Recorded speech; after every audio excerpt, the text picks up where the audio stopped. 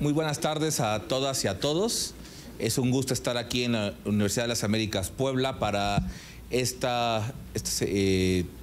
para ser parte y sede de este conjunto de pláticas, ponencias y actividades que se han dado en el marco de los 500 años de la llegada de Cortés a las tierras que hoy conocemos como México, en este grupo de conferencias que está organizando la Dirección de Patrimonio de la Secretaría de Cultura y Turismo del Gobierno del Estado. Y bueno, sí es un gusto estar aquí en DAUDLAB para hacer esta mesa de diálogo con especialistas. Soy Fabián Valdivia y me va a tocar moderar esta mesa, y es un gusto además estar con muy buenos amigos, que además las pláticas siempre de sobremesa, de mesa, de camino siempre son muy valiosas, y sobre todo tenerlos en conjunto para poder dialogar, justamente, que es el sentido de este ciclo de actividades, sobre un tema muy importante que es la base y uno de los elementos de mayor debate, que tiene que ver con el registro de la conquista, es decir, este hecho histórico o este conjunto de hechos históricos que llamamos la conquista de la Nueva España.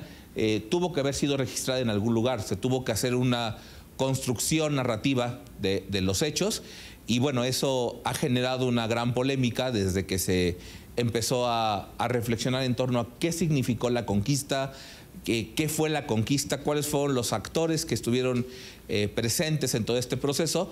Y bueno, qué mejor que platicar con especialistas y con muy buenos amigos de esto. Les presentaré de manera muy rápida quiénes son.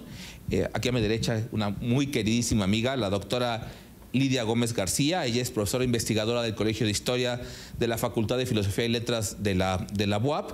Tiene estudios, licenciatura en estudios religiosos, maestría en historia, y recientemente, bueno, hace un par de años ya, es doctora en historia moderna por la Universidad Libre de Berlín, Alemania. Es miembro del Sistema Nacional de Investigadores y obviamente investigadora de la UAP. Sus líneas de trabajo, por lo que siempre Lidia está en estos temas, y su divulgación de todo ese conocimiento nos ha ayudado muchísimo a tomar reflexiones nuevas, por eso es un gusto tenerla aquí. Es en torno a los indios de la región Puebla-Tlaxcala en el periodo novohispano, sobre justamente la historia de las instituciones novohispanas y sobre los manuscritos pictográficos nahuas de la región Puebla y Tlaxcala. Lidia, como siempre, un gusto. También nos acompaña el doctor Michel Audig. Michel, gracias por acompañarnos. Michel es filólogo, trabaja en la historia zapoteca a través del análisis de documentos pictóricos y alfabéticos. Hizo su maestría y doctorado en la Universidad de Leiden, en Países Bajos, y con estudios que combinan la historia, la filología, la lingüística y la antropología. Actualmente él trabaja todo el tema de la conquista indígena de Mesoamérica, que creo que ese siempre es un tema polémico, escuchar la conquista indígena o los indios conquistadores, porque no es parte de lo que hemos escuchado durante mucho tiempo. Entonces, bueno, él justamente trabaja todo esto, y en particular toda la transcripción, traducción y análisis de textos zapotecos. Michel, gracias por estar aquí en la UDLA. También nos acompaña la doctora Laura Elena Romero López. Doctora, qué gusto también. Ella egresó en 2001 de la licenciatura en Historia de la Escuela Nacional de Antropología e Historia. Hizo una maestría en estudios mesoamericanos en la Facultad de Filosofía y Letras, y también el doctorado justamente en el Instituto de Investigaciones Antropológicas, tanto la maestría como el doctorado en la UNAM. En 2002 comenzó su trabajo de campo en la zona náhuatl de la Sierra Negra de Puebla, donde desde entonces realiza sus investigaciones. En 2003 recibió el Premio Nacional Fray Bernardino de Sahagún, que da el INAH, a la mejor tesis de licenciatura en Antropología Social, y en 2007 pues volvió a recibir este importante premio, ahora por su tesis de maestría. Doctora, gracias, y además gracias porque estamos en casa, además, gracias por recibirnos. Y por último, está justamente con nosotros el maestro David Sánchez Sánchez. Gracias, maestro, por estar aquí también con nosotros. Él es licenciado en Historia por la Universidad de Oviedo, es docente en la licenciatura de Humanidades y Gestión Cultural y en la maestría de Estudios Históricos del Departamento de Formación Humanista de la Universidad Popular Autónoma del Estado de Puebla, la UPAEP, y es director académico de los programas de Humanidades de esta misma universidad. Maestro David, gracias como siempre. Y bueno, la dinámica va a ser que yo tengo preparadas dos preguntas que tienen que ver con ese tema del registro. Le daré la palabra a cada uno de nuestros invitados hasta por 5 minutos, y les han entregado a ustedes una pequeña hojita como esta, para que pongan sus datos. Lo que les pedimos es, si existiera alguna pregunta, no es necesario que lleguen las preguntas, pero si existiera alguna, a la arquitecta Laura, ella es la arquitecta Laura de la Dirección de Patrimonio. Después de la segunda pregunta que haga, les pediremos que le entregue, bueno, ella pasará para que también les den los papeles, para intentar al final, para que no se nos disperse demasiado, yo leeré las preguntas para intentar hacer preguntas claves que puedan intentar responder las inquietudes que tengan ustedes como público. Entonces, bueno, la primera pregunta que le pondría sobre la mesa es que, como yo decía al principio, la conquista es una serie de hechos, no es uno nada más, no es aislado, fue cambiando este proceso que hemos llamado la conquista, pero evidentemente, así como lo hemos entendido o como se ha dicho de manera común, pues hubo dos bandos, ¿no? Siempre se ha polarizado demasiado sin ver todos los matices. En este proceso, justamente tuvo que haber alguien, o hubo un conjunto de algunas personas que registraron lo que pasó. Entonces, la primera pregunta es, ¿cómo fue ese registro? ¿Quiénes lo registraron? Y sobre todo, creo que es lo más importante, ¿cuál fue la intención de registrar la memoria de los hechos que llamamos conquista? ¿Y cuál era esa intención? ¿Para qué registrarla? Doctora Lidia.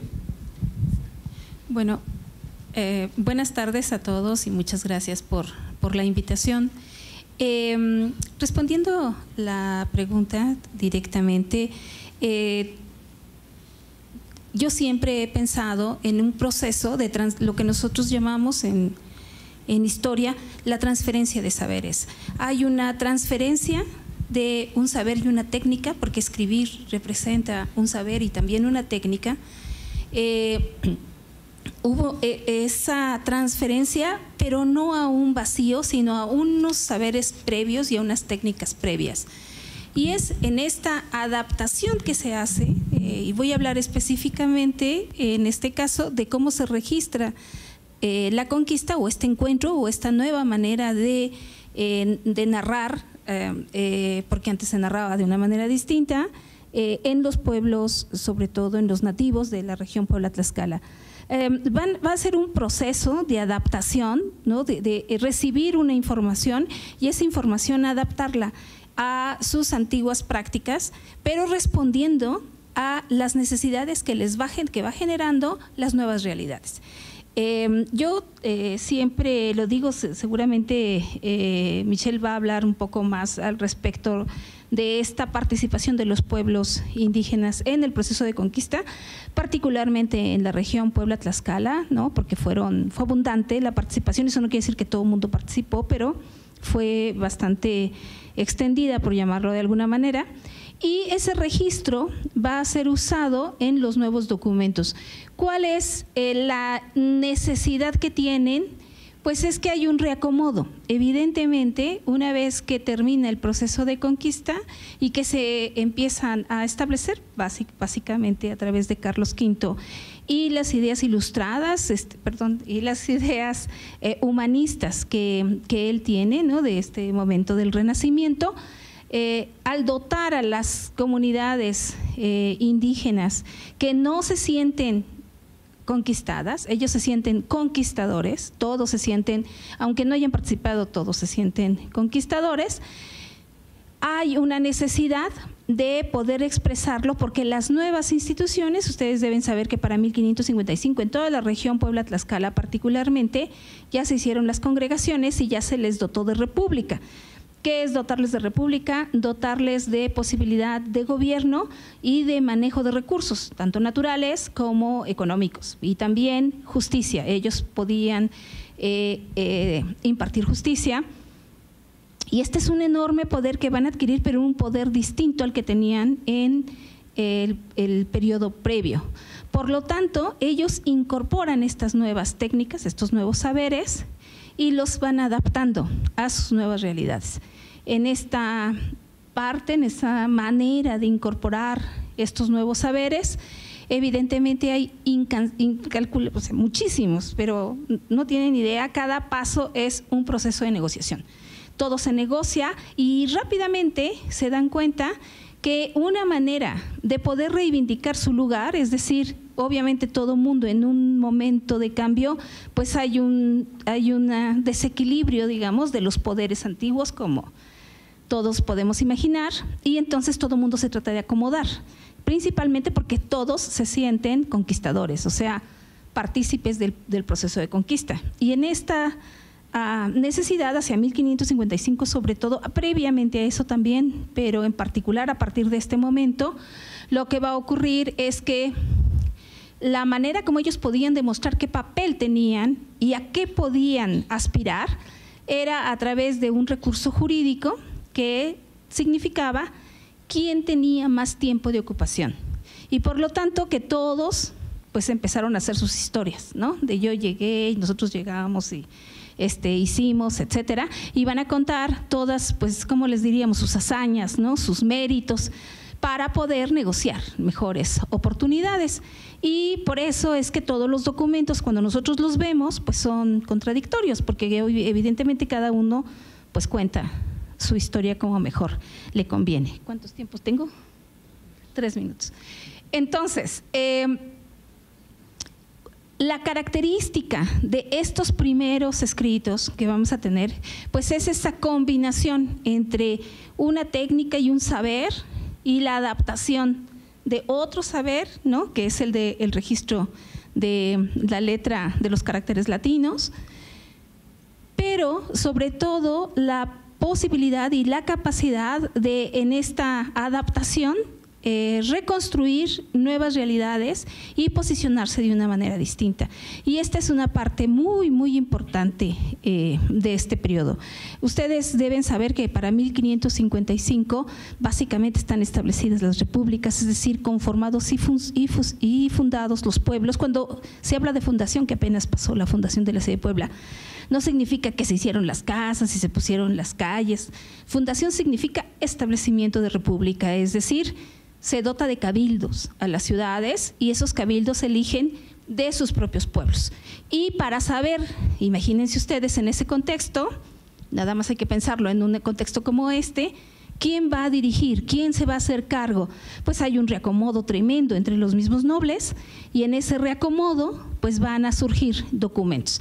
Ahora, los documentos que nosotros tenemos, como la historia tolteca chichimeca y otros documentos que también tenemos de la región, sobre todo de la región Puebla-Tlaxcala, tenemos que saber que no están representando lo que piensa el pueblo, es lo que están representando facciones de ese pueblo, es decir, grupos de ese pueblo que están en esta búsqueda de poder. Entonces, algunos documentos han permanecido y otros no.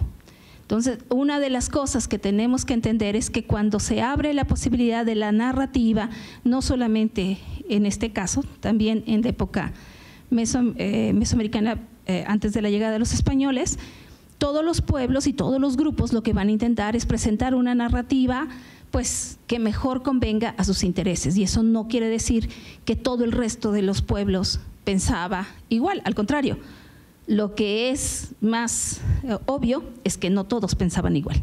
Entonces, una característica de poder narrar la conquista es que cada quien la va a narrar según su propia necesidad, su propio criterio, su propio entorno, no solamente según lo que los españoles querían de ellos, sino, y esto es muy importante, tomando en cuenta las relaciones de poder que tenían al interior de sus propios grupos, porque ahí había una lucha entre ellos, había una pugna entre los mismos nobles que al cambiar el sistema, cada uno de ellos va a tratar de acomodarse y cada uno de ellos va a tratar de sacar el mejor provecho que puedan. Y las narrativas, por eso, muchas veces son contradictorias, ¿no? Y ese es el gran riesgo que tenemos cuando nosotros vamos a un documento y creemos que lo que nos está contando es lo que pasó, porque no necesariamente es eso. Y además, no solamente no es así, sino que muchas veces un documento contradice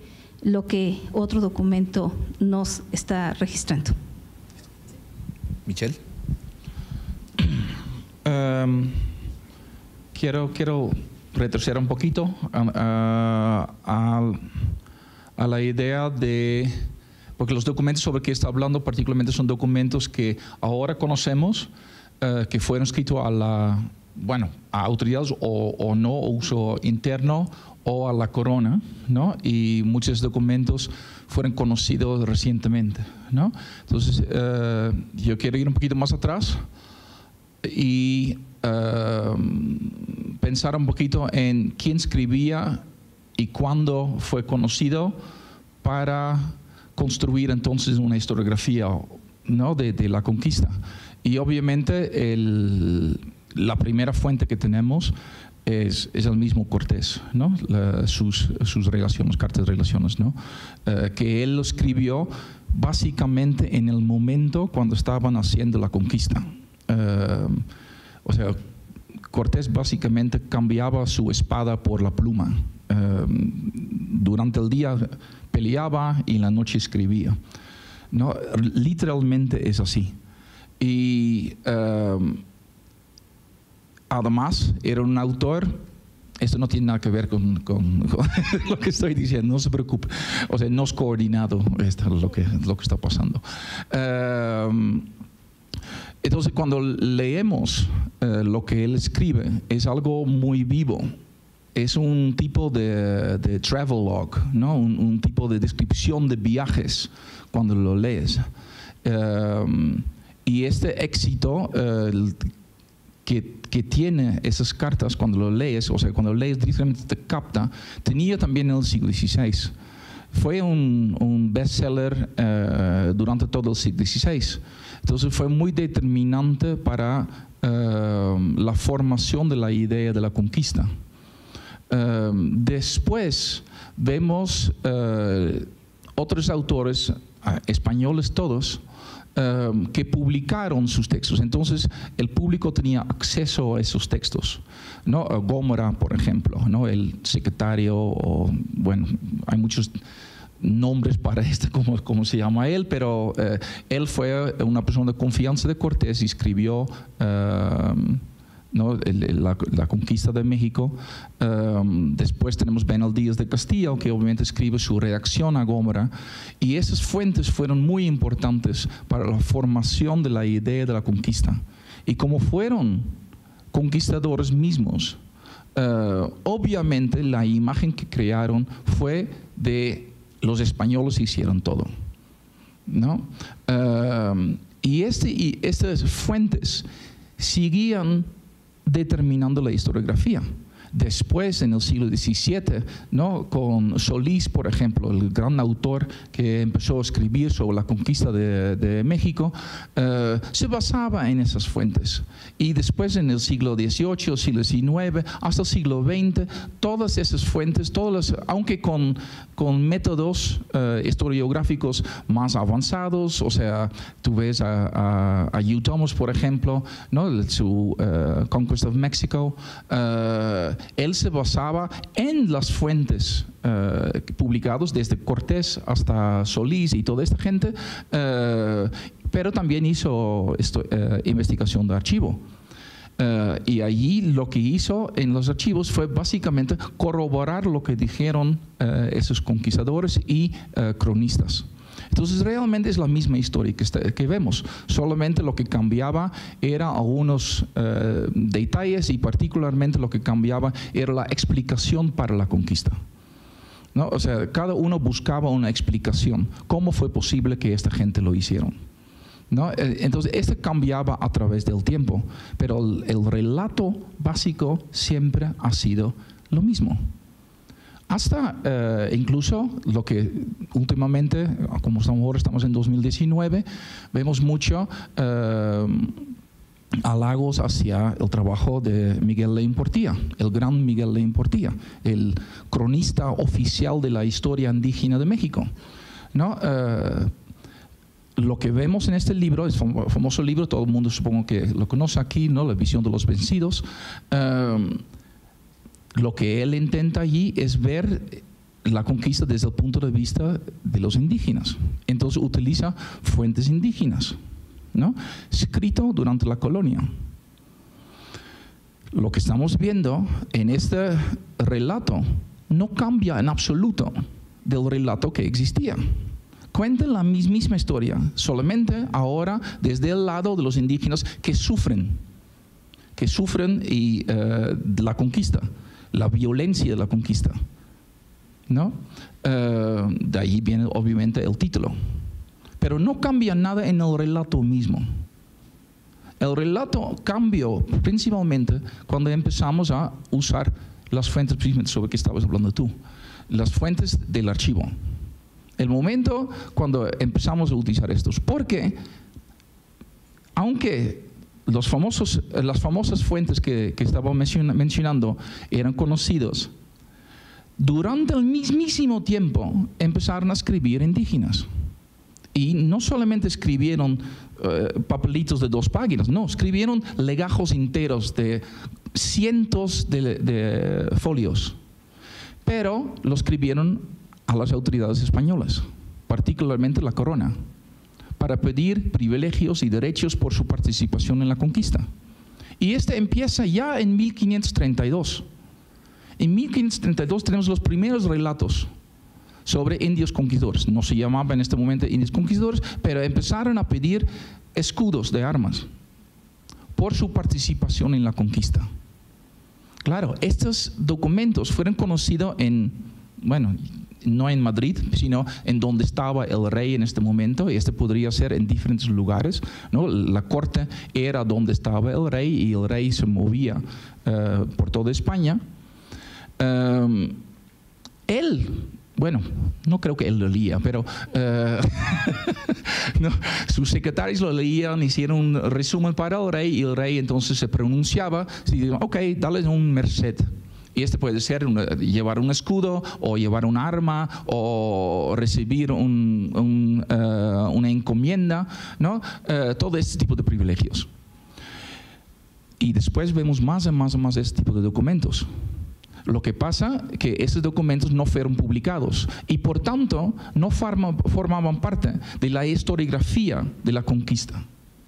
No formaba parte de la historiografía. Nadie conocía esos documentos, solamente algunos. Y en los últimos 20 años estamos viendo un gran cambio en esto, cuando se ha investigado y se ha publicado esos documentos, precisamente para contrarrestar a las fuentes conocidas. Entonces, el momento cuando leemos Cortés, porque no leemos, por ejemplo, el relato de Mazatzin, de Iztepeci, ¿no? De aquí, de Iztepeci de la Seda, es Rodríguez, ¿no? Iztepeci Rodríguez. Porque él también escribe una carta explicando la conquista. Y él hizo una conquista, según este relato, sin ningún español, pero conquistó todo el sur de Puebla y todo el norte de Oaxaca. Y lo dice, y no solamente él lo dice con 40 o 60 testigos. Y lo hizo en 1520, antes de la caída de Tenochtitlan. Claro, dice, no, pero espera, esos documentos fueron manipulados, tienen ciertos intereses porque quiere obtener privilegios del rey, sí, igual que Cortés.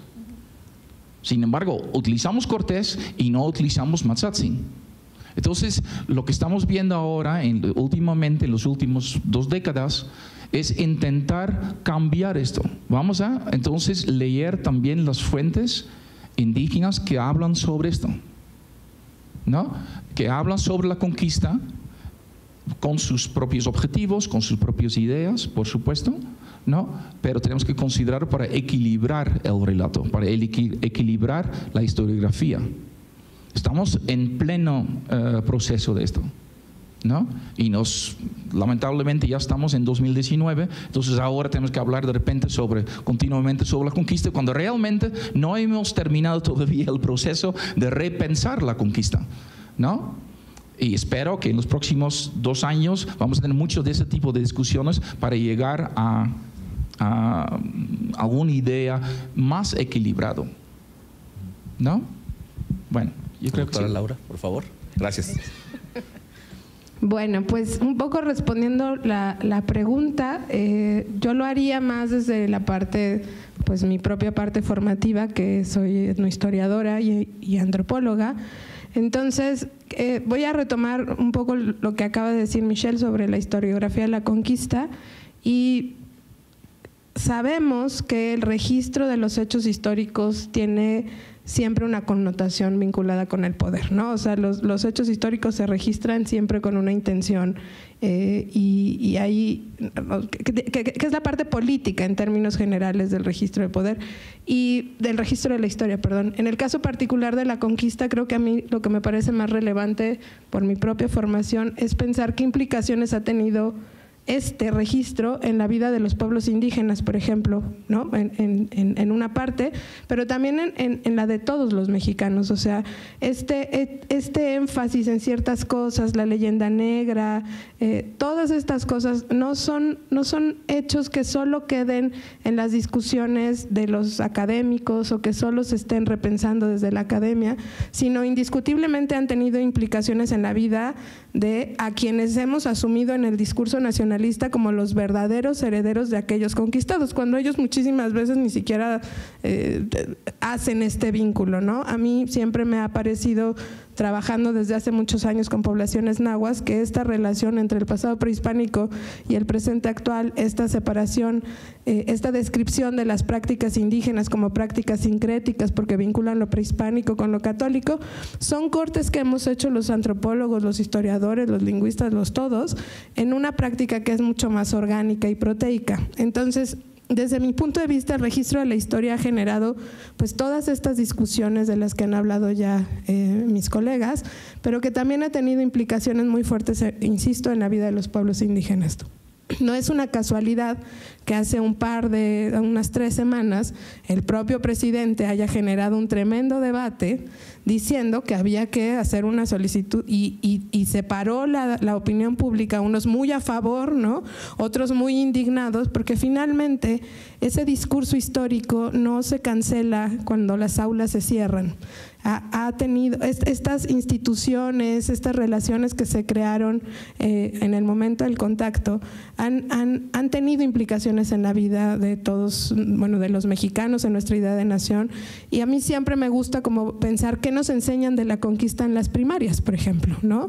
O sea, tenemos buenos y malos, héroes y vencidos, etcétera, y quizás se nos olvidan las fechas y terminamos y no pasa nada, pero nuevamente mi reflexión llevaría hacia esa historiografía de la conquista que en el mundo académico, como decía ahorita Michelle, ha llevado a reconsiderar otras fuentes, nos permite ver que el discurso histórico nunca es neutral, ¿no?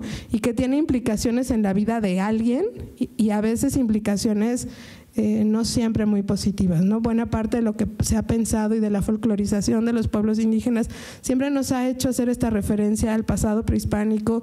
13 de agosto de 1521 termina el posclásico. Eso a mí me parece como una cosa así, no me cabe en la cabeza, ¿no? O sea, el 14 de agosto ya es la época colonial, ¿no? Entonces, me parece como una serie de cosas que antropológicamente, por ejemplo, a mí siempre me llevan a pensar qué ha pasado con ese discurso histórico en la vida de los pueblos indígenas, simplemente por mencionar un ejemplo, y en la vida de todos nosotros que nos hemos formado en un discurso histórico que nos ha hecho sentirnos mexicanos. Siempre hablamos de cuando nos conquistaron, ¿no? Los otros y nosotros, una serie de cosas que tenemos ahí muy introyectadas y que finalmente es un ejemplo muy importante de la serie de valencias que tiene el discurso histórico y de que nunca es un discurso neutral, sino siempre está asociado a cuestiones de poder. Muchas gracias. Pues lo bueno de ser el último es que vienen muchas ideas a la cabeza y cojo de todos ustedes algo. Quizás matizar que justamente la conquista fue una conquista indio-castellana de una alianza contra otra alianza india, y no dos bandos enfrentados, sino que había también un 95% de la población efectiva bélica que era población nativa del territorio. Efectivamente, las fuentes casualmente son a la inversa. Tenemos a fecha de hoy como un 90% de fuentes castellanas sobre esa conquista y estamos recuperando con duros esfuerzos de los investigadores justamente las crónicas, los anales, relaciones de las fuentes indias, incluso también el término registro. No da tiempo a la primera intervención, pero quizás matizar que el registro puede ser un registro literario o crónicas, pero también un registro arqueológico y que a veces no lo tenemos en cuenta y siempre son complementarios y son refuerzo a las investigaciones que estamos analizando. Solamente la parte literaria, el doctor pues hacía mención quizás a la parte inicial, las cartas de relación de Cortés del año 21 al año 26. También a continuación se ha citado a Gómara. Autores, bueno, Gómara, como confesor de Cortés, no estuvo en el territorio, recibió esa información por parte del propio Cortés y la redactó. Y Bernal Díaz del Castillo realmente se enfadó. Como dicen en mi tierra asturiana, se encabronó. No le gustó esa relación que él tuvo en sus manos, que pudo leer. Y por eso va a hacer su propia historia verdadera de los hechos. Tenemos autores hasta el momento castellanos, 3 autores, uno de los cuales no estuvo en el territorio, pero recibió información directa del propio Cortés sobre los hechos de la conquista. Como bien decía el doctor, en ese tipo de relación se hace mención a las virtudes del castellano. Realmente, pues ante el rey, pedir prebendas, pedir tierras, territorios, honores, y realmente, a pesar de ello, incluso Bernal del Castillo, recuerdo un término ahora donde él dice que son pocos. El propio Bernal Díaz del Castillo no pone incidencia en que ellos pudiesen matar a poblaciones de forma masiva, porque más bien se tenían que defender, lo dijo la doctora Liliana justamente en la anterior intervención de Dialogarte. Entonces reconocían que eran pocos, necesitaban la alianza desde el día 1. Tras ese primer proceso de primer registro escrito, tenemos autores también conquistadores como Andrés de Tapia. Él hace una descripción muy buena arqueológica, por ejemplo, de los zompantlis. Es muy observador y fue un soldado conquistador. También tenemos una relación de 1560 de Alonso de Aguilar. Son soldados que participaron y a veces nos quedamos con 2 autores. Citamos a Las Casas, citamos a Bernal, y nos olvidamos que hubo más conquistadores, más soldados efectivos que hicieron crónicas de esos sucesos. Incluso lo que llamamos las probanzas. Como bien decía el doctor, también que estamos ahora recuperando en los archivos, tanto nacionales de la República como en España, por ejemplo, de Juan Garrido. Juan Garrido, que Matthew Restal también ha analizado, súper desconocido, le escribe una maravillosa carta al rey, que aparecerá por ahí de vez en cuando, donde le pide privilegios. Es un negro conquistador. Es negro y lo pone, soy negro conquistador católico, el primero incluso que sembró trigo en Nueva España. Y así se vanagloria al rey. Dice, yo fui el primero en sembrar aquí el trigo, majestad. El primero incluso en crear una capilla de San Hipólito. Y pido prebendas. En cambio, casualmente, como es negro, o fue negro, como el archivo no fue consultado en tiempo, porque fue consultado por un doctor puertorriqueño en primer lugar, Matthew Restal a continuación, seguimos por esa vía buscando nuevos datos, nadie ha conocido quizás a Juan Garrido. Y fue otro de los cronistas, otro de los que con su carta de Probanza nos habla de los sucesos en esos territorios, en esas cronologías. Después tenemos obras generales ya en el siglo XVI, como son la de Fernández de Salazar o también como la de Las Casas. Esa muy conocida sobre todo por el aspecto de la leyenda negra, donde es fuente de referencia. Buenísima obra. Para contrastar. Recuerden que todas las que estamos citando son obras para contrastar, para comparar. Si ustedes comparan un mismo pasaje de Gómara con un pasaje Bernal, no coinciden. Son 2 visiones de un mismo hecho desde perspectivas diferentes. Y a veces pensamos que todos escribieron lo mismo, como si ustedes ahora aquí en la sesión estuviesen redactando qué están escuchando, qué están viendo, entregásemos al final una hoja, todos ante una misma realidad pondríamos el acento en algo. Quizás en el estilo de vestir de Valdivia, en la palabra de la doctora, en el aspecto etnográfico, antropológico de la doctora, otro pues que yo en mi acento español, pero pondríamos acentos diferentes a una misma realidad por motivaciones o por pensamientos personales. De ahí también pasamos a un registro de una conquista espiritual, también que a veces se nos olvida. También son crónicas como, por ejemplo, los memoriales de Motolinía, también la historia eclesiástica y diana de Mendieta. Es decir, aunque sean obras de carácter espiritual, hablan también del proceso de conquista, hablan de los incidentes, de los sucesos, de las conversiones, de los fallos de las conversiones, de que esta tierra está a punto de perderse si Dios no lo remedia. Y a veces también las quitamos de un discurso de conquista y hay que sumarlas, contrastarlas. Además, tenemos versiones peninsulares de gente que tampoco estuvo en el territorio, pero que en la península hablaba con conquistadores o leía crónicas y redactó sus propias historias, como la Historia General y Natural de las Indias de Fernández de Oviedo, o también Los Hechos de los Castellanos de Antonio de Herrera, por ejemplo. También hay versiones de los conquistados. También, como decía el doctor, la visión de los vencidos, justamente de León Portilla, pero que está basado justamente en el libro número 12 de Bernal de Sahagún. Es decir, Portilla toma incluso documentación del propio Sahagún, que había interrogado a los ancianos sabios que tendrían unos 6 años en proceso de conquista, y de ahí saca información de esos vencidos y cómo ellos vieron la destrucción de su cultura. pero no tampoco quedarnos en el aspecto de los indios conquistados, sino también de los indios conquistadores. También tenemos aquí expertos al respecto. Esos indios conquistadores que también van a realizar, por ejemplo, los anales de Tecamachalco, donde también se narran procesos de la conquista, o también Don Carlos Moctezuma, en la zona zapoteca, que acaba de citar el doctor, donde él ya era conquistador. Bueno, sus abuelos ya lo eran. En 1440 ya eran conquistadores en esas regiones del territorio actual de la República Mexicana, y parece como que los conquistadores llegaron con los castellanos. El territorio ya era un territorio de conquista, y como León Portilla siempre citó, es que la humanidad siempre ha sido una época de conquistas. Todos hemos sido conquistadores en todas las civilizaciones. Quizás también, en esta pequeña introducción, las relaciones de las costas de Yucatán, de Diego de Landa. Todo lo que ustedes consideren o encuentren como relaciones también hace mención a otras cronologías. Como bien decían también mis compañeros, la conquista no finaliza un 13 de agosto, continúa. Y a veces es como el término barroco. Pues el término barroco, ¿cuándo empieza, cuándo termina? Pues también el término conquista. ¿Cuándo comienza realmente con el desembarco de Cortés y cuándo termina con el 13 de agosto o en el siglo XVII? O quizás incluso había población en el siglo XIX que no estaba dentro de una unificación territorial política todavía en el territorio mesoamericano.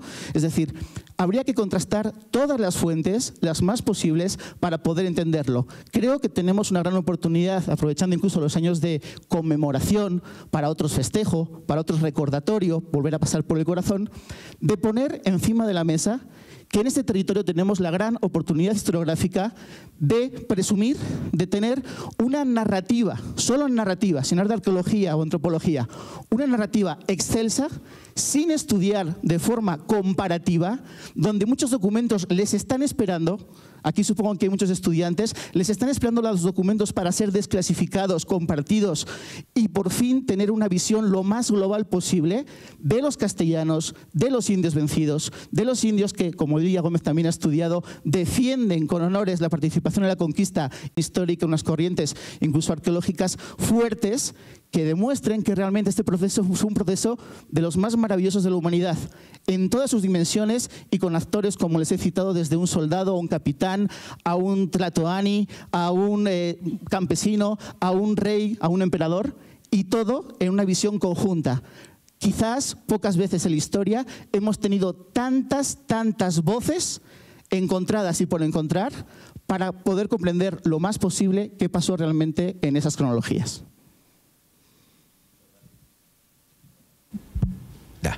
Pues bueno, pues ya está, ya funciona. Lidia. Creo que nos juntando esta información, como una famosa frase de Leviatán de Hobbes, que el conocimiento es poder, aquí creo que podría aplicar que la memoria es poder. Justamente hay una memoria construida, como decía Lidia, por diferentes necesidades y sobre todo algo que tal vez ni siquiera ponemos en un cuestionamiento, que es justamente la necesidad de una memoria para adaptarse a una nueva realidad, ¿no? Independientemente de la realidad bélica o la negociación política, había una nueva realidad que había que enfrentar, y justamente en este paso para entender que hay una nueva realidad es donde nos ha faltado, creo, como decía ahorita justamente el maestro, una reflexión para saber qué pasó con ese nuevo enfrentamiento de una realidad. También creo que nos queda claro que tenemos un proceso entre lo visto y lo no visto, ¿no? Hay un tema de fuentes que tenían una función muy clara, ¿no? Como lo de Gonzalo Mazatzin Moctezuma, que era un elemento jurídico que hoy se ve como una fuente y donde hay más registros. Hay registros documentales, arqueológicos, materiales, artísticos, y creo que el tema es que justamente tendríamos que plantear una nueva intención de revisar las fuentes, de revisar su trascendencia hasta el día de hoy, de esa construcción. La segunda pregunta, digamos, para esta segunda parte, es justamente si lo que todos hablan es un tema de equilibrio o un tema de reflexión, la pregunta sería, primero, ¿para qué equilibrar? Regresando a esto, como hoy ¿por qué tenemos que debatir y por qué no hay que guardarlo, hay que ponerlo? O sea, ¿por qué equilibrar? Y creo que lo más complicado es ¿y cómo equilibrar el relato? Lidia.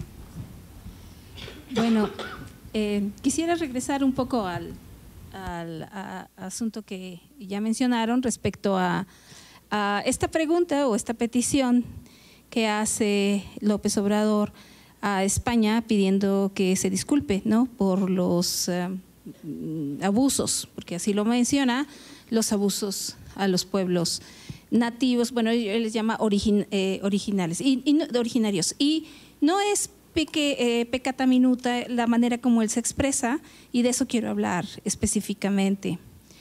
Cuando nosotros pensamos que escribimos y nosotros mismos hoy escribimos en el vacío, es un error. Tenemos formas, ¿no?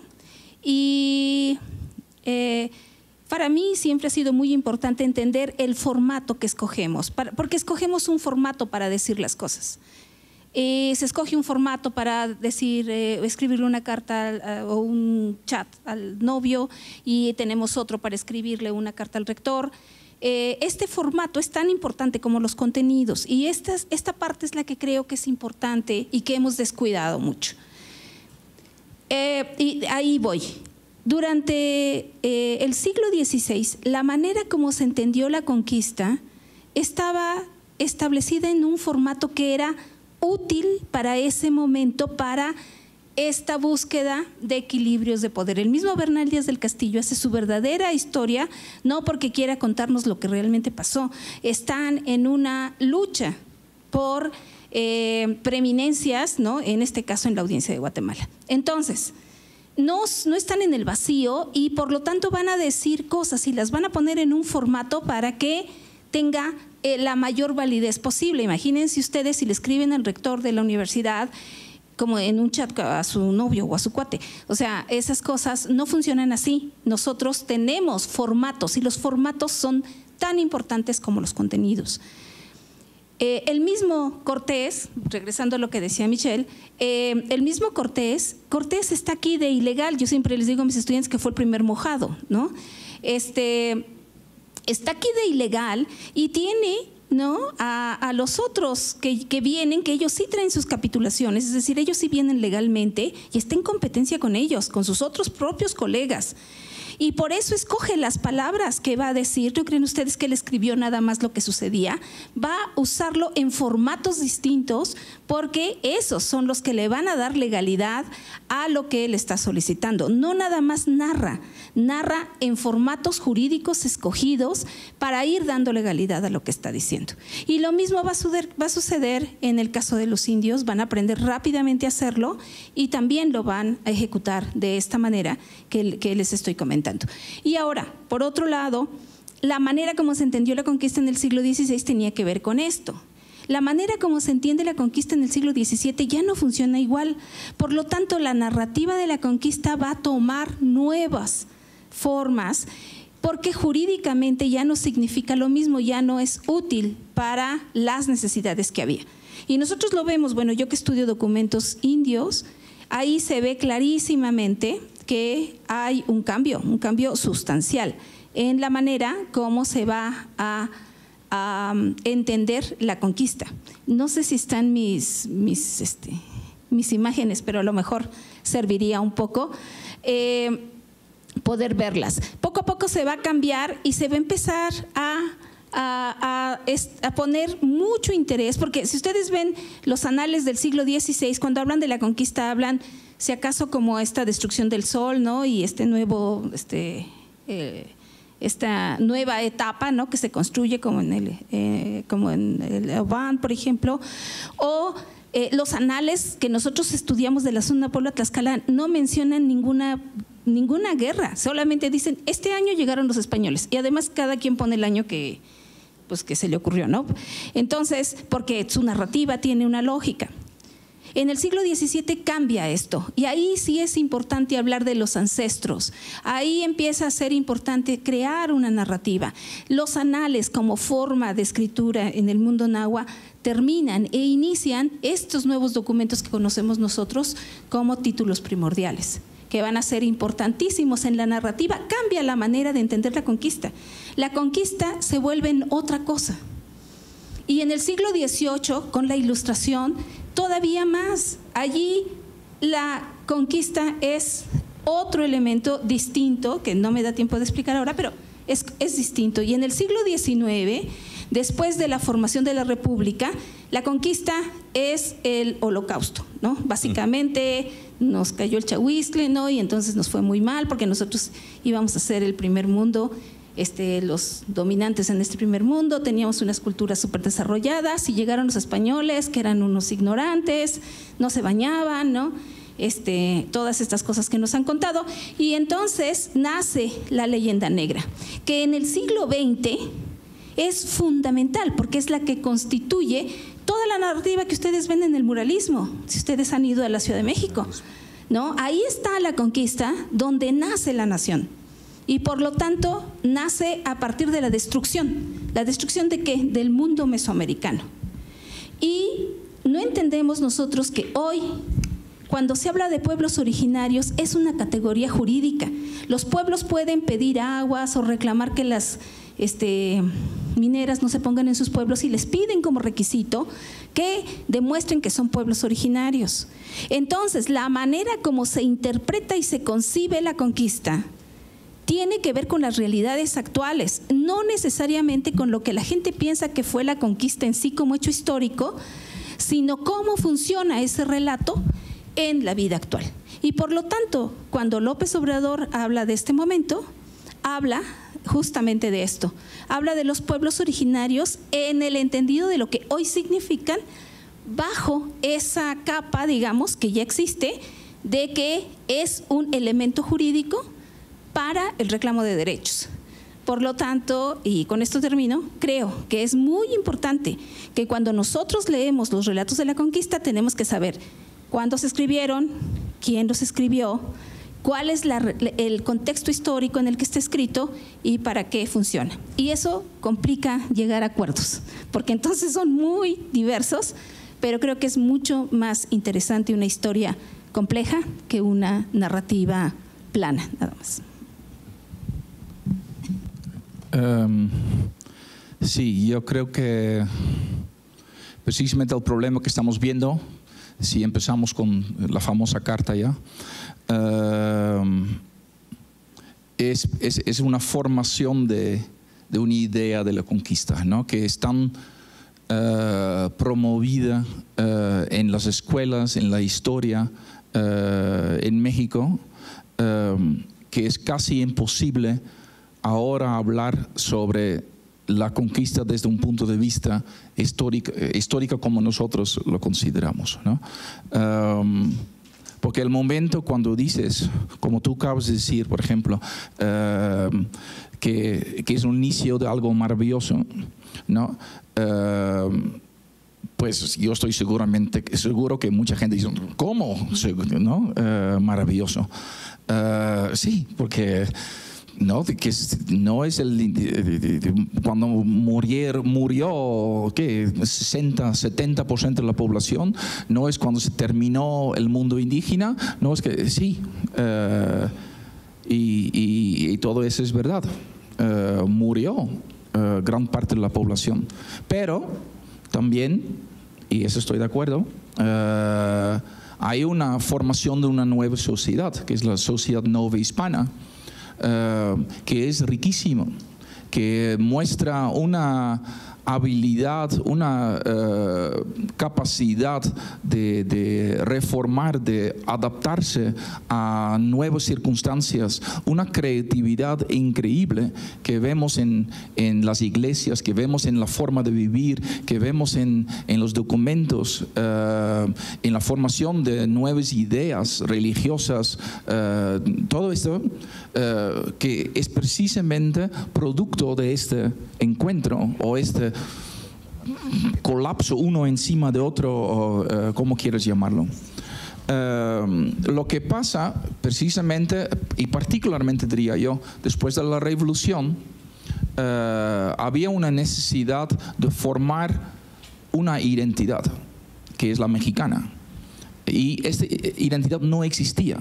Y yo diría, todavía no existe, hasta hoy en día. El siglo XIX fue un gran tiempo de pleito y de intentos de separarse. Y esto tenía que terminar, porque si no, México nunca iba a ser un país. Entonces lo hicieron en muchas diferentes maneras. Y uno de ellos fue precisamente crear una identidad y esta identidad lamentablemente es una identidad falsa. Está basada en una idea que nunca existía. México nunca existió. Y la identificación con los mexicas, de donde viene México, o la palabra México, viene de los mexicas, los que vivían en Tenochtitlan y Tlatelolco. ¿Qué tiene la gente de aquí que ver con México? México realmente, ¿no? Pues nada. ¿Qué tiene gente que ver en Oaxaca con México? Nada. En Yucatán, nada. En el norte, pues menos todavía, ¿no? Entonces, eso tenía que forjar. ¿Y cómo lo hicieron? Pues reprimir lo que había. Reprimir la diversidad. Reprimir las lenguas indígenas. Reprimir la cultura indígena. Y reprimir lo que todos ustedes fueron y son. Esa falta de reconocimiento de la diversidad es lo que yo creo es un problema precisamente hoy en día y en la identidad. Gente, o sea, ¿qué es ser mexica? ¿Qué es ser mexicano cuando vives en otra región? Pues es un problema. Porque esta idea está basada en, ok, los prehispánicos, ¿quiénes son? Vamos a tomar los mexicas, ¿no? Todos ustedes son mexicas, descendientes de mexica, porque esa es la historia oficial, ¿no? Que tenía entonces en Templo Mayor, allí Huitzilopochtli como su gran dios. ¿Por qué? Porque está en su moneda, en su bandera, ahí está Huitzilopochtli, anunciando, este es el lugar, esta es la historia de donde vamos a terminar. Pues eso no tiene sentido, ¿no? Porque aquí había gente que no tenía nada que ver con esto, y siguen teniendo nada que ver con esto. ¿Qué tienen los poblanos que ver con la Ciudad de México? Pues son unos prepotentes, son unos idiotas, son unos, ¿no? Perdón a los que viven en la Ciudad de México, ¿no? Pero si usted va a Oaxaca, y yo trabajo en Oaxaca, si yo voy a preguntar en un pueblo, ¿qué te sientes? ¿Te sientes mexicano? Pues no, me siento de este pueblo. Y lo dice además, si tenemos suerte, en una lengua indígena, ¿no? Después, sí, pero más. Ah, bueno, soy zapoteco. Ah, bueno. ¿Y qué más? Bueno, oaxaqueño. Y después tal vez dicen mexicano. Toda esta historia para ellos es vacía. No significa nada. Lo leen en la escuela y el libro dice que esos son ellos, pero ellos no lo sienten.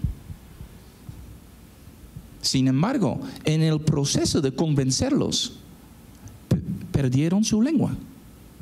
Perdieron gran parte de sus costumbres. Y esta es una situación incómoda. Porque el momento cuando vamos a hablar entonces sobre este problema de qué es la conquista, cuáles son los españoles, cuáles son los indígenas, pues tenemos el mismo problema. Indígenas no existían. No había una identidad indígena. Había un señorío, había otro señorío, y cada uno decidía qué hacían enfrente de la nueva situación. No, pero fueron los españoles los malos y mataron a todos. Pues no. Realmente no. ¿Pero murieron 70% de la población? Sí. Pero la gran mayoría murió por enfermedades, que sí fueron traídas por los españoles, pero tampoco lo trajeron como, mira, tengo aquí una bolsa con una enfermedad. ¿No? Sí, me cayó, exacto. No fue así. No. Entonces, el momento cuando seguimos pensando en esta manera de nosotros contra ellos, pues entonces nunca vamos a resolver nada. Y por tanto, una carta como hizo el presidente, yo creo que no sirve de nada. ¿Por qué? Porque esta realidad no existe. ¿No? Bueno, aparte de esto, y este yo creo que es muy típico de esta posición, porque hay detrás de la toma de la idea de la conquista con la revolución particularmente, hay una idea del pueblo decapitado, ¿no? Es la idea de que llegaron los españoles, mataron a todos los intelectuales, todos los que publicaron los grandes códices, las grandes obras arquitectónicas, todo esto todo desaparecieron, quedamos con el pueblo, los mazahuales, el pueblo común, la gente que no tenía cultura con una C grande, ¿no? Y los indígenas actuales, esos son los descendientes de esta gente, y por tanto se explica por qué están en situaciones en que están, ¿no? Esa es la base que hay detrás de toda esta idea, una base racista, discriminatoria, ¿no? Entonces, para mí, el momento cuando yo escuché sobre esta carta, y lo escuché mucho antes que todos ustedes escucharon, porque tengo un amigo que es el segundo de la embajada española, ¿no? Él me contó sobre esta carta y yo digo, oye, pero ¿quién es él de hablar en nombre de los pueblos indígenas? En algún momento hemos escuchado un pueblo indígena pidiendo perdón por esto. Si fuera así, yo estaría totalmente de acuerdo con eso. Pero yo no conozco ningún pueblo que yo he escuchado. Sí, lo escucho obviamente los concheros en la Ciudad de México, ¿no? Pero realmente nunca he escuchado esto. Vamos a formar entonces grupos de pueblos indígenas respetando a su autoridad, a su opinión, en grupos que quieras, civiles o lo que sea, para que ellos entonces hablen en su nombre. Si hacemos esto y ellos declaran esto, si ellos piden una carta y digo, es adelante, ¿no? Pero no es el caso, ¿no? Bueno, pues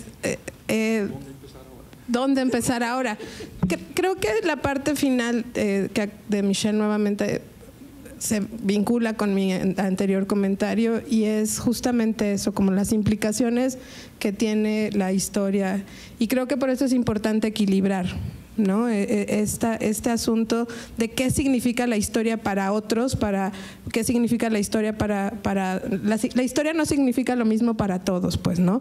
Con esto de la moneda, simplemente les quiero contar algo que es muy llamativo. Los huicholes, el pueblo birrárica, ellos, como todos los pueblos que existen en el mundo, tienen un discurso etnocéntrico. A partir de ellos son el centro del mundo, los que hablan la lengua verdadera, todos los grupos tienen eso. Y ellos dicen que la imagen de la moneda mexicana que está detrás, que es el águila, la tomó un antropólogo, porque eso fue en un momento de creación que era muy privado, y el pueblo birrárica tiene mucho contacto con los antropólogos, y entonces a este diosecito antropólogo, una deidad, una entidad ahí medio como un trickster, le dijeron, no tomes foto de este evento que es muy importante, y tomó la foto del evento y la vendió, ¿no? Entonces por eso aparecen las monedas, pero es algo que sucedió en el triángulo birrárica, etcétera. Entonces eso nos da un poco de lo que significa para los pueblos un montón de cosas, pues, ¿no?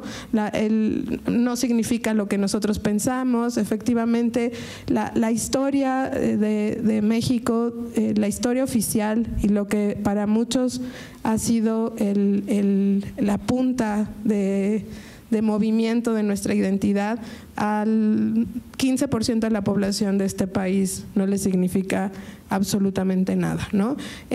Justamente porque se ha construido bajo una serie de argumentos que no han considerado las voces de todos, una serie de argumentos que han eliminado.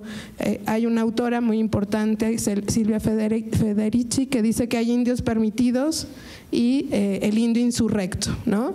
El indio permitido es este que coincide con nuestra imagen de folclore, el indio que danza, que tiene plumas, que hace huipiles, y el indio insurrecto es el indio que pelea por sus derechos y que no está a gusto con las cosas, y entonces lo vemos como revoltoso, y es la imagen de los zapatistas, por ejemplo, ¿no? Pero pues justamente este país no ha logrado hacer es muy interesante el artículo 2 de la Constitución, ¿no? que sustenta en los pueblos indígenas la diversidad, pero siempre está retomando los amarres para limitar el acceso a sus derechos y que pocas veces ellos recurren a esta historia oficial, aunque efectivamente son muy hábiles para utilizar los propios argumentos, como el del pueblo originario. Yo conozco jóvenes indígenas que dicen, yo me enteré que era indígena cuando leí el libro de texto de la primaria, ¿no? Y yo estaba anhelando conocer a un indígena, siendo ella ñañú, y cuando salí me di cuenta que yo era indígena, cuando para mí ser indígena no es absolutamente nada, pero al salir me di cuenta que esos indígenas a los que yo quería conocer, porque seguramente estaban por ahí, yo entraba dentro de esta categoría. Entonces, me parece que eso es muy importante porque hay que regenerar un discurso sobre este momento tan importante, y creo que es importante también lo que decía el maestro. ¿Cuándo acabó la conquista, no? Y eso es, creo que mucho del asunto de probablemente seguimos en un proceso terriblemente colonizador y en un colonialismo interno que es más suavecito probablemente, pero igual de difícil. Trasocamati. Pues si yo les digo Cuilo Clamatino, Yolo Nikawin Shuichal, quizás pocos entendamos las palabras, como decía el doctor, respecto a identificar una sola raíz. Todos somos mexicas, ni siquiera aztecas, el término es diferente, y había popolocas, o sea, había incluso popoloca, tartamudo, ininteligible, una lengua también maravillosa que la estamos perdiendo. Infinidad de lenguas. Solamente en 1539 Richard ya establece en un estudio que hubo hasta 109 estudios escritos recopilatorios de los castellanos para recopilar y para conservar esas lenguas. No fueron diezmadas. De hecho, la imprenta, también hay estudios en la UNAM, que establecen que esa imprenta llegó especialmente para publicar gramáticas en lenguas indias. Una base. Si no nos entendemos, ¿cómo crearemos una nueva realidad, una nueva sociedad? Habría que conocer las lenguas y conservarlas. La pregunta incluso hacia hoy es, ¿las valoramos? ¿Nos acercamos a ellas? Yo tengo estudiantes que hablan náhuatl, por ejemplo, y se sienten avergonzados, porque hay gente que les señala con el dedo, porque son como dicen ustedes, indios. Cuando el término indio, como dice incluso la doctora, no es un término despectivo, es un gentilicio por una confusión. Eran las indias para color, entonces eran indios. En cambio, utilizamos el término indígena, también de influencia anglosajona, para evitar sensibilidades, el concepto de indio, de nativo. Yo soy indio, asturiano, soy un indiano incluso porque me vine a las Indias, y estoy orgulloso de ser indiano, y en mi tierra española me considero un indiano, y mis familiares son gente de la tierra. Recuerden que incluso el término castellano-español, un español hoy, es fenicio, cartaginés, godo, ostrogodo, musulmán, solo 786 años bajo la influencia musulmana, y puedo seguir la lista de pueblos.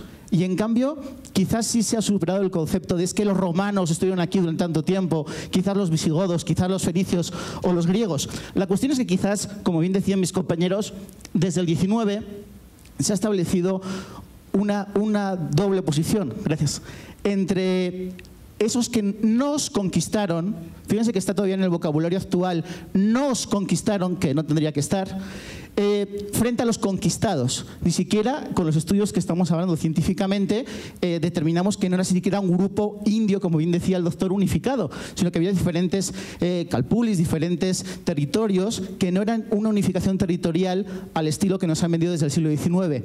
El estadio azteca, la televisión azteca, todo es azteca. Y como bien decía el doctor, ¿qué pasa con el resto de regiones? ¿Qué ocurre con ellas? ¿No existían? ¿Formaban parte de esa triple alianza que tampoco eran Tlacopan, Texcoco y Tenochtitlan? La cuestión es que se agudizó la situación en esa pregunta que nos hace Valdivia de por qué en el siglo XX con esa teoría de la dependencia, donde se buscan culpables, cuantos más mejor, ante un genocidio, un holocausto, un exterminio, y efectivamente sí, hubo una desaparición de un 70-80% de la población por enfermedades, el cocolixtli, por ejemplo, que casualmente rápidamente se intentan paliar. El Hospital de Jesús, por el propio Cortés, se estableció para paliarlas y para población india. ¿Por qué? Porque las leyes de mestizaje desde 1503 establecían favorecer los matrimonios entre la población local y la población llegada, que era ínfima. Por lo tanto, siempre se buscó una integración. ¿Había una destrucción de un mundo? Sí, pero rápidamente incluso las comunidades nativas lucharon por componentes como incorporarse a un sistema globalizado. Quizás hoy hablamos de la comida de Internet, quizás la globalización pues no nació con Internet, sino con poner en comunicación diferentes continentes, antes no en contacto, donde los productos, los pensamientos, las cosmovisiones se iban a encontrar, iban a crear nuevas realidades. Incluso esa negociación fue no una degradación cultural, sino que muchos de ellos de forma voluntaria adoptaron las nuevas realidades y las sumaron como propias, no como ajenas, no como impuestas, no a latigazos, sino por intereses comunes. E incluso con una alta capacidad de organización mutua, tanto las instituciones castellanas como el pensamiento nativo. Recuerden que las crónicas nos hablan de la inteligencia, Motolinía, Palafox y Mendoza. Lo que tardaba meses en la península o años en la península aprenderse un oficio, aquí eran meses. Y eso quizás lo estamos también eliminando, paliando nuestra argumentación, donde las poblaciones también en un eurocentrismo exacerbado, pues prácticamente hubo que venir a colonizar a las poblaciones americanas. Falso también. Son historiografías también caducas que tenemos que superar tanto en el territorio de la República como en el territorio europeo. Realmente de esa unidad efectivamente nació, como decía el doctor, una nueva sociedad. Quizás, para mi gusto, de las mejores de la historia de la humanidad, donde la integración de cosmovisiones, de gastronomías, de arquitecturas, de arte, de cultura, fue algo a lo cual tenemos que presumir al mundo en una identidad hispanoamericana. Y en cambio, algunas personas, algunas instituciones, algunos gobiernos, no digo nombres, pretenden todavía seguir tapando, ocultando o quizás sintiéndonos menos. Decía Vasconcelos que hasta que no sintamos como propio ese mestizaje que nos hace propios, nunca seremos grandes naciones, e incluyo a la española, porque tampoco crean que en España estamos para tirar cohetes. Tenemos una crisis de identidad también bastante fuerte en estas décadas, casualmente. Por lo tanto, quizás, para contestar a la otra pregunta de cómo equilibrarlo, pues si hoy de aquí uno de ustedes sale con la inquietud de seguir investigando, buscando documentación, leyendo nueva bibliografía, ya tenemos una ganancia. Con que uno solo de ustedes lo hagan, con que nosotros no nos rindamos, porque tampoco crean que es fácil. Muchas veces falta incluso el financiamiento. Los investigadores también comemos, ustedes también estudian y pagan matrículas muy caras. Es decir, el apoyo a la cultura, a la investigación, en todos los registros, arqueología, antropología, historia, literatura, de estas etapas son fundamentales para poner en su sitio de una vez más a este periodo que estamos debatiendo, estamos analizando, y orgullosos, insisto una vez al mundo, decirle, esto es parte de nuestras raíces hispanoamericanas. Y muchos territorios del mundo nos tienen envidia desde décadas, desde cientos de años, donde se gestaron esas leyendas negras, porque nunca van a poder presumir de lo que el pueblo mestizo hispanoamericano ha sido capaz de realizar en la historia de la humanidad. Y podríamos hacer una lista terrible de casos, pero no vean que la circunnavegación de Magallanes Elcano es algo español, no, es hispanoamericano. No vean que la cultura del barroco es algo español, no, es hispanoamericano. E incluso me atrevo a decir que el mejor barroco del mundo está aquí, y está en Puebla.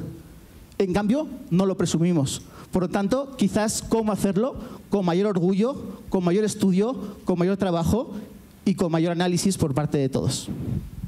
Gracias. Aquí tengo ya las preguntas, ya más o menos las agrupé y hasta pensé más o menos a cada quien puede responder. Va primero Lidia, sí, otra vez. Hacen una pregunta muy técnica, Lidia, es ¿cómo saber que un documento, como los que has mostrado, es auténtico, confiable y sobre todo cómo ver los intereses del que lo escribió? Tú que eres toda una experta en documentación. No, bueno, aquí está Michelle. Bueno, una respuesta a un seminario. No, está tremendo. Bueno, Michelle tiene muchísima más experiencia que yo en estas cosas, sobre todo en códices y en pictografía. Les voy a hablar de un documento normal, del que escribimos nosotros todos los días. Él también es filólogo, por cierto. ¿Cómo podemos cuestionarlo? Todos los documentos tienen un formato, todo lo que escribimos tiene un formato, incluso las notas que ustedes toman de sus clases tienen un formato.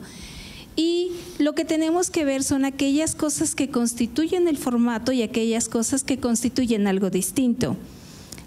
Por ejemplo, en un acta de nacimiento, todas las actas de nacimiento de todos los que estamos aquí, que somos mexicanos, van a tener los mismos datos. bueno, las mismas cosas que se registran. Pero, ¿qué es lo distinto? Pues es el nombre de cada uno de nosotros, la fecha en que nació, etcétera. Pero el formato es exactamente el mismo. Y es fácil distinguirlo en ese tipo de documentos. Es más difícil distinguirlo en otro tipo de narrativas donde tenemos que aprender otras cosas. Tenemos que aprender técnica de cómo se construye una narrativa. Las narrativas, incluso aunque ustedes no se den cuenta, pero nosotros construimos narrativa en base a modelos y tenemos una cosa que en literatura se llama leitmotiv, que es lo que le da coherencia a toda la narrativa, y después de ahí ponemos todas las cosas que se van sumando a esa narrativa, y es lo que hace Cortés.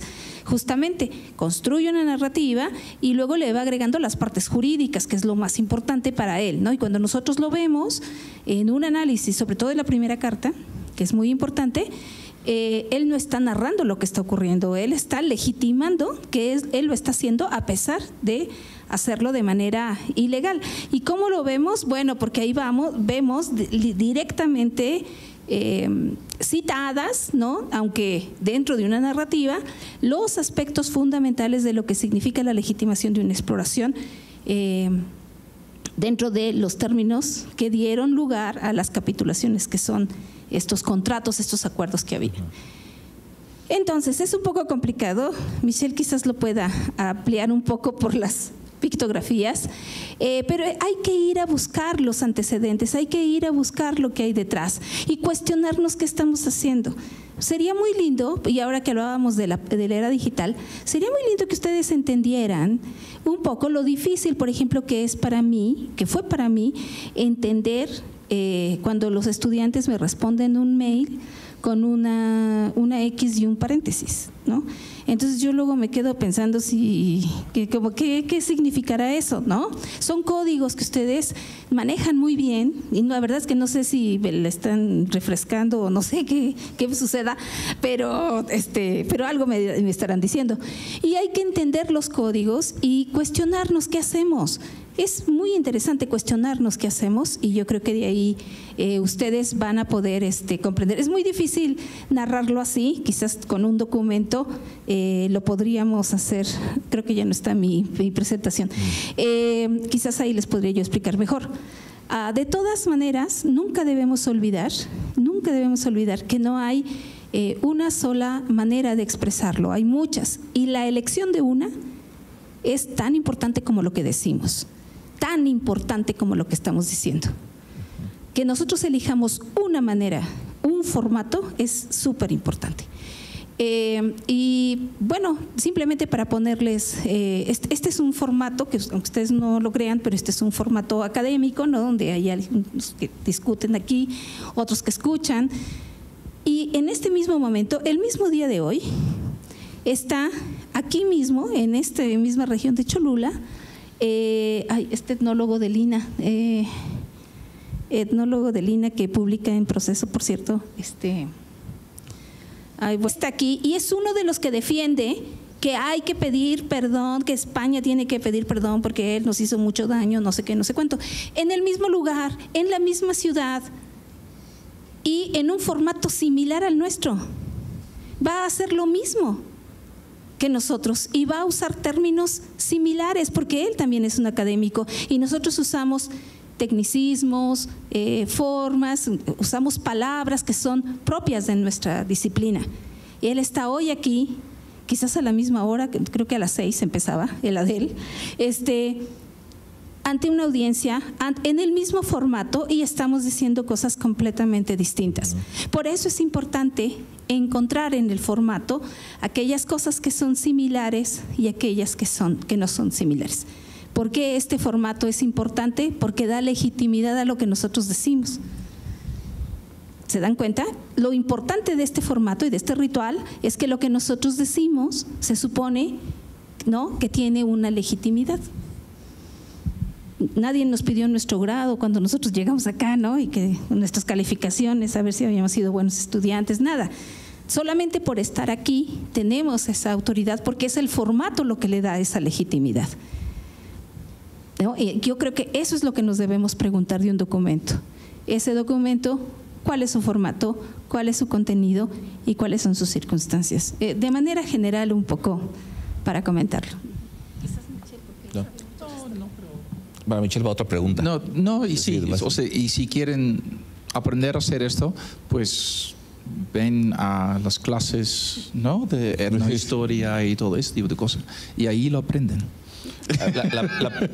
A ver, Michelle, la pregunta va así como esta es una pregunta muy técnica sobre que hay que empaparse más o menos de los procesos y demás, ahora la pregunta sería la contraria.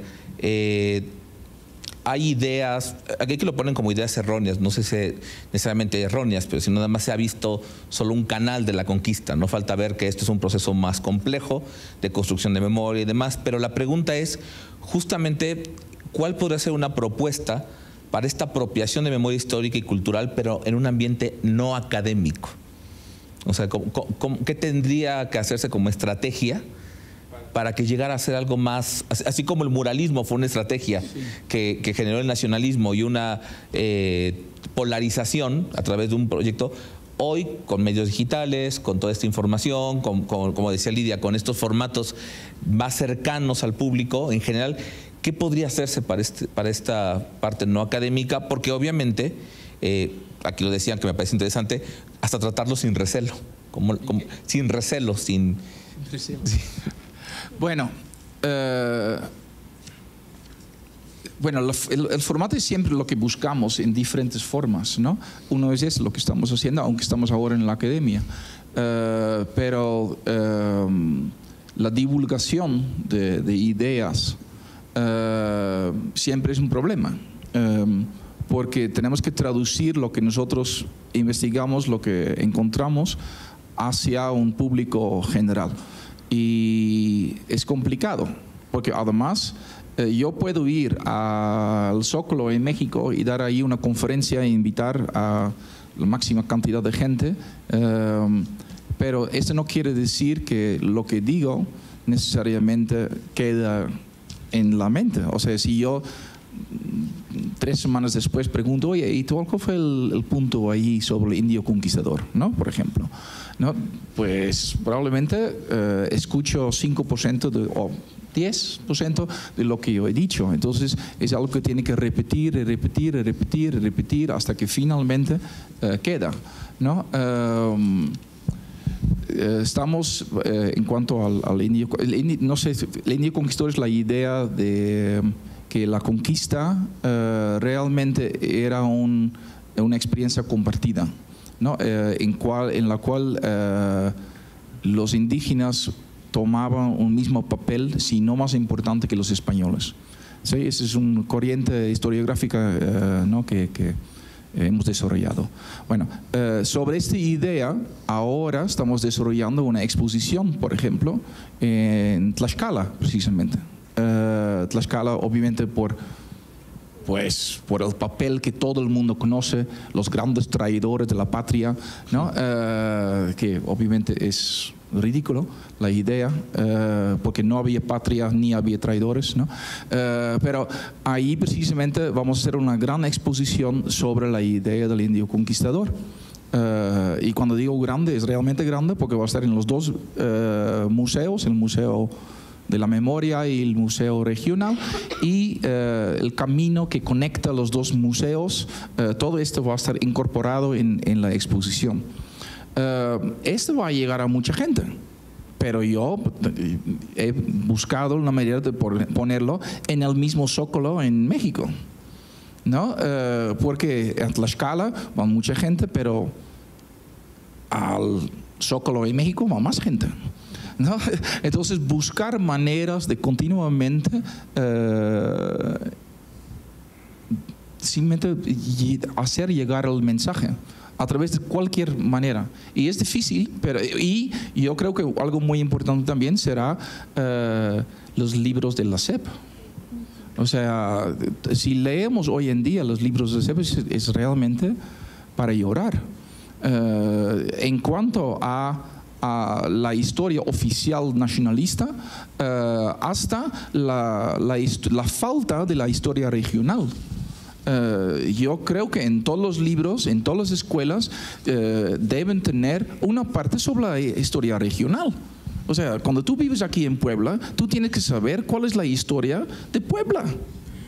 ¿no? Y yo iría más lejos todavía. Lo que tenemos que, cuando tú vives aquí en Puebla, tiene que por lo menos recibir en la escuela algo del náhuatl, ¿no? La lengua que se hablaba aquí originalmente. Y si vas más al sur, pues entonces prepárate, porque ahí vas a recibir clases en popoloca, ¿no? Y si vas a Oaxaca, pues puedes imaginar 16 diferentes lenguas, ¿no? Pero a mí me parece normal. No quiere decir que vas a hablar esa lengua, pero por lo menos para que tienes una idea de cómo suena y cómo está organizada la lengua, ¿no? Entonces, para mí eso es lo que es muy importante en la escuela. Porque en la escuela, mi hijo, por ejemplo, creció aquí en México, y fue asombroso cada año cuando pregunto, ¿qué han hecho este año en historia? Hablamos sobre Zapata, hablamos sobre Juárez, hablamos sobre... Cada año. No, y digo, oye, pero ya sabes, no todo sobre Zapata, creo yo. O sea, realmente no pueden hablar sobre otras cosas, solamente, no, y otra vez y otra. Claro, ¿por qué? Porque es fundamental para la idea de la nación mexicana, ¿no? Entonces, obviamente, lo que quieren repetir, hasta que cuando yo despierto a mi hijo a las 3 de la madrugada, fecha de Zapata, él sabe, ¿no? Entonces, eso es lo que tenemos que hacer con las otras historias, ¿no? Hasta que gente sepan, ¿no? Y no quiere decir de lo que ustedes pueden leer en algún libro o artículo mío sobre la conquista sea la verdad. Por supuesto que no. Bueno, yo creo que sí, pero o sea, tenemos que discutir sobre esto, ¿no? Estamos en el proceso, como yo dije hace rato, pero lo que yo sí sé es lo que está ahora en esos libros de historia. Esto sí está equivocado, eso sí lo sé. Entonces a esto tenemos que hacer algo, ¿no? Para que podamos tener una conversación, una discusión normal, y no como está ahora, realmente en dos campos violento, realmente no tiene sentido. Basado no en conocimiento, sino en ignorancia. Y así no podemos hablar. Ahora yo también. Sí, la pregunta para la doctora Laura Elena. Justamente creo que lo que queda claro es que se ha construido un relato de conquista a partir solo de unas fuentes. La pregunta que me parece muy bien es ¿cómo cambiaría la percepción de la nación, en eso también que hablamos de la construcción imaginaria de nación, si se transmitiera el conocimiento de la conquista a través de los análisis de los documentos de las fuentes indígenas? O sea, ¿cómo cambiaría, inclusive yo me atrevería a decir, cómo cambiaría la percepción de nación a partir también de esto que ha dicho Michelle? Bueno, creo que una de las cosas que es importante pensar es que la identidad no es una, ¿no? O sea, de aquí quienes somos mexicanos sabemos que somos mexicanos y ya, ¿no? O sea, aunque no nos gusten los modos, no nos guste la historia, cuestionemos a Zapata o si que Moctezuma era el bueno o Nezahualcóyotl no sé qué, o sea, creo que la identidad no es una cuestión que sea monolítica. La identidad es más parecida no a una cáscara de nuez, sino a una pasta de hojaldre. O sea, hay muchas capas y no está mal. O sea, no creo que también algo que hay que decir es que esta historia tiene una función que puede ser valorada en muchos términos. Entonces, la idea de nación no es el problema, me parece, en términos generales. Creo que lo que resulta problemático es qué se ha hecho con la idea de nación y con el forzamiento de estos muchos Méxicos que hay en el territorio y que se les ha obligado a adscribirse a una sola identidad, ¿no? O sea, yo no tengo problema en ser mexicana, ser chilanga, aunque seamos odiosos y ruidosos, etcétera.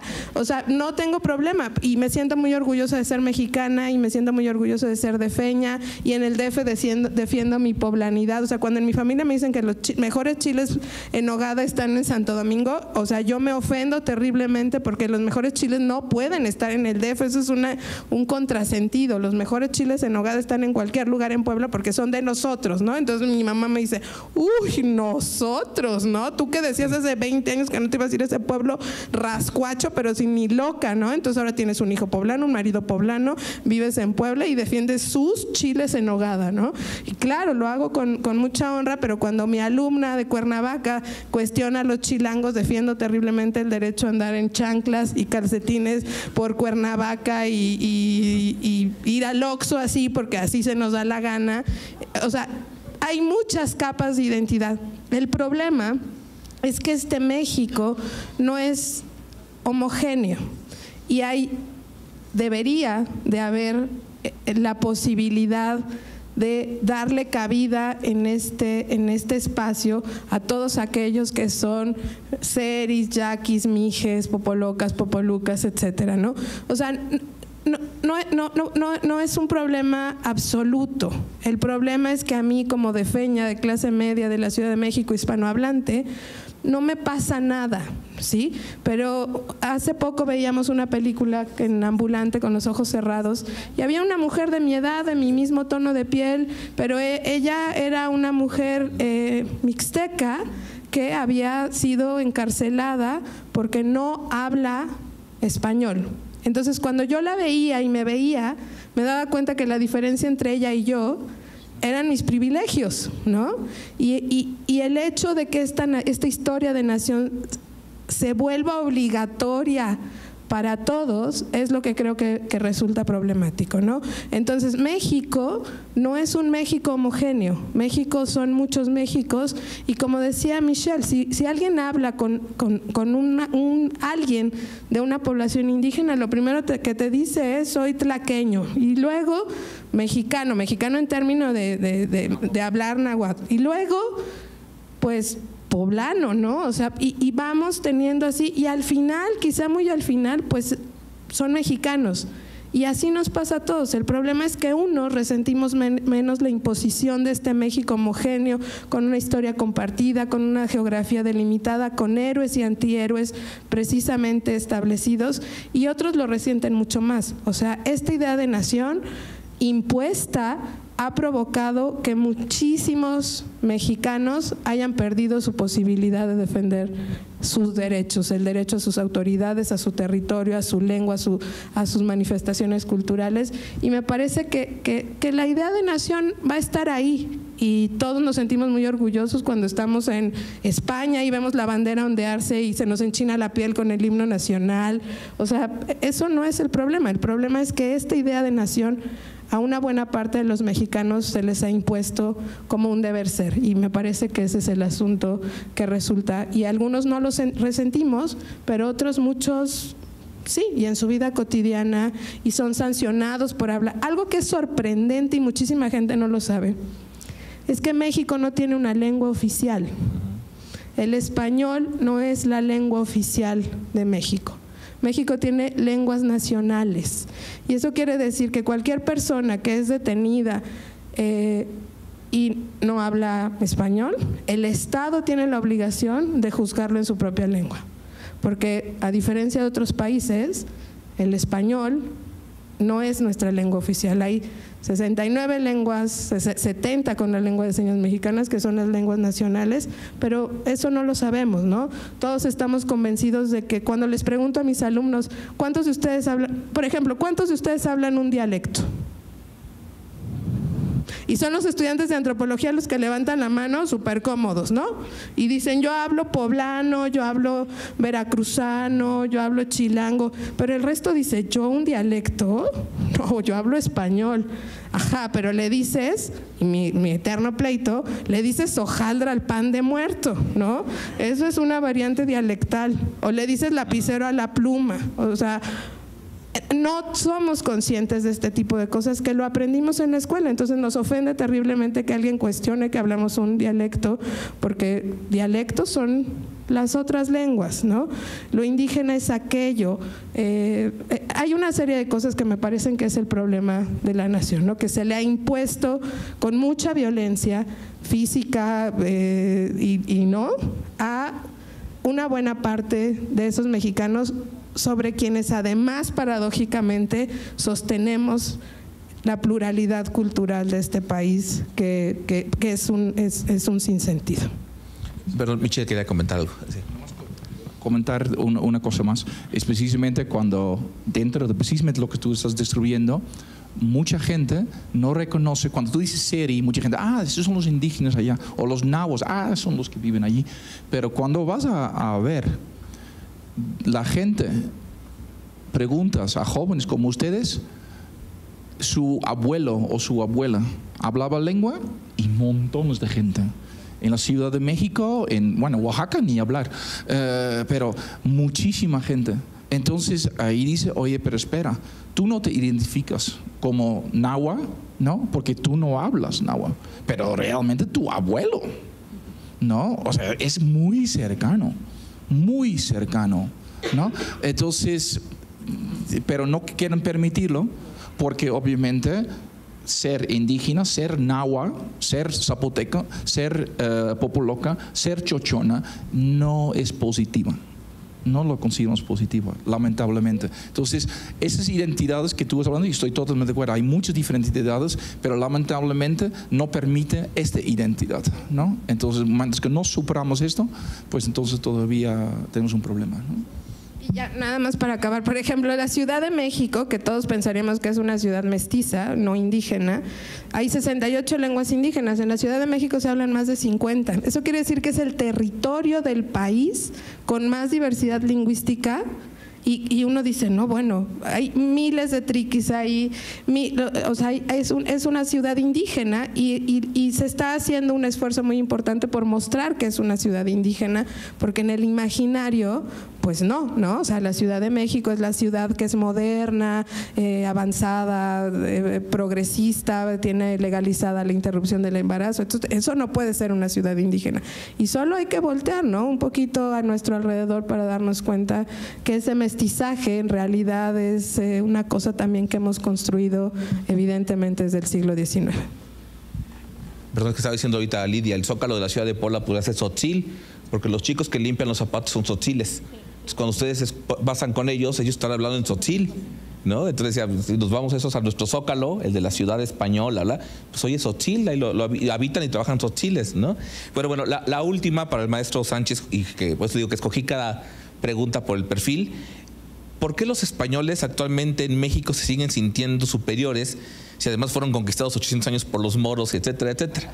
Además, en la parte norte dicen, no, a ver, esto es España. Digamos, de las grandes montañas para abajo no es España, ¿no? Como dicen ustedes, pero bueno.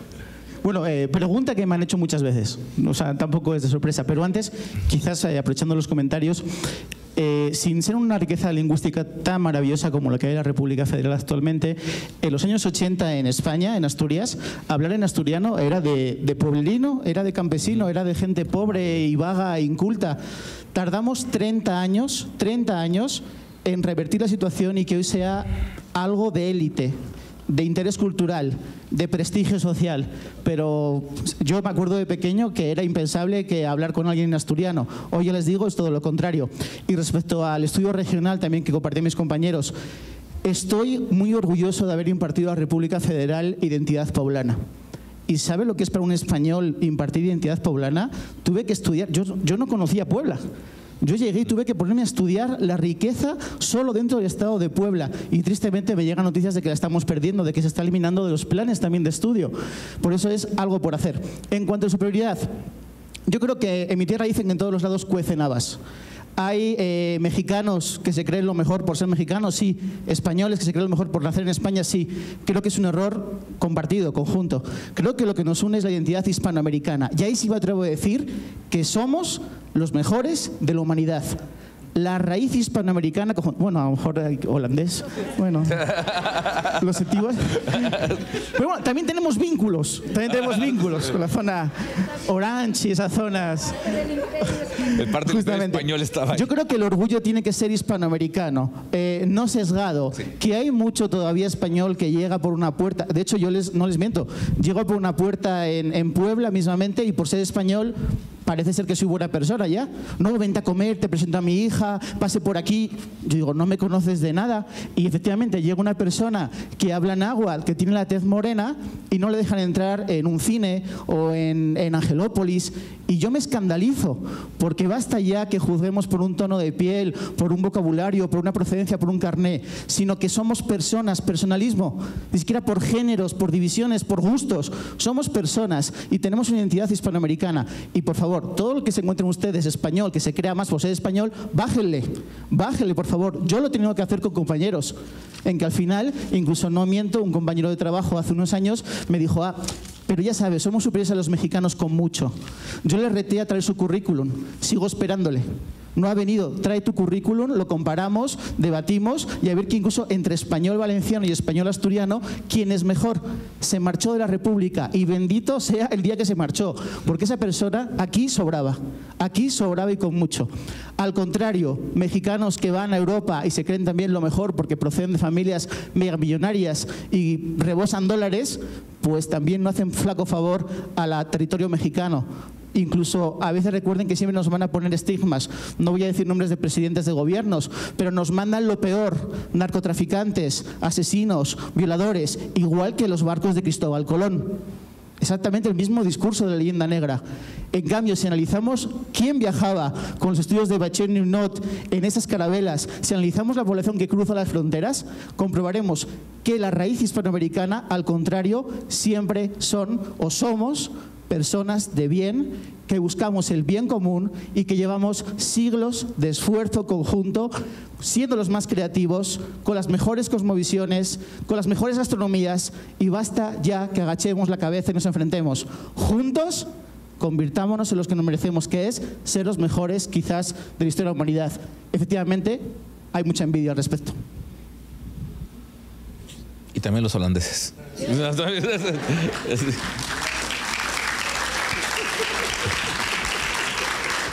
Bueno, pues muchísimas gracias por su presencia, muchísimas gracias a los invitados. Justamente hoy se decidió hacer esta mesa de debate, como ustedes dieron cuenta, era para sacar chispas, ¿no? Con toda la intención de poder generar debates, que ustedes se vayan con ideas, porque hoy se recordarían 500 años de la llegada de Cortés justamente a las costas de Veracruz, un hecho que cambió no la historia de ese territorio, la historia de la humanidad completa, en todos los sentidos, un cambio que tal vez ha sido como el Big Bang, ¿no? O sea, fue una explosión, pero seguimos teniendo todavía las ondas de choque y el ruido llenando el espacio, y justamente por ser una fecha tan emblemática, tan importante, que había que hacer la reflexión, pues quisimos, como comentaba muy bien ahorita Lidia, que hizo la Dirección de Patrimonio de la Secretaría de Cultura y Turismo del Gobierno del Estado, presentar esto aquí justamente para generar debates, generar ideas, que es lo que más importa, y generar sobre todo reflexiones que nos permitan, más allá de ponernos de acuerdo si alguien o no tiene la razón, dialogar, que justamente es el nombre de estas conferencias, Dialogarte. La próxima, como pueden ver en la pantalla, va a ser el 9 de mayo, la marcha hacia el sur, patrones de alianza, guerra y colonización entre 1524 y 1528, que va a ser en el aula magna del Instituto de Ciencias Sociales y Humanidades de la UAP, justamente en el centro histórico. Y también tendremos el 24 de mayo propaganda o relato, visión estética de Hernán Cortés a través de la iconografía de los Austria. Hace rato decíamos un poco en broma con lo de la carta, que le dicen al rey, y el rey podría haber dicho, ¿y yo qué culpa? Yo soy un Borbón, yo no soy un Austria. O sea, los conquistaron los castellanos y fueron Austrias, no fueron Borbones, ¿no? Entonces, ahí sí podría aplicar la de ¿yo qué? ¿No? O sea, pero justamente este tipo de cosas permiten ver que los relatos están construidos y que hay mucho más que un mural de Diego Rivera detrás de todo esto. Pues muchísimas gracias. Se puede sacar a los ponentes para pedirles su correo, que les recomienden bibliografía más inextenso. Y bueno, fue un gusto estar aquí en la USLA, es un gusto también haber estado con nuestros invitados, justo todas las atenciones que nos dieron en esta gran universidad, y sobre todo pues el esfuerzo que se está haciendo para generar diálogos. Muchísimas gracias, que tengan buena tarde.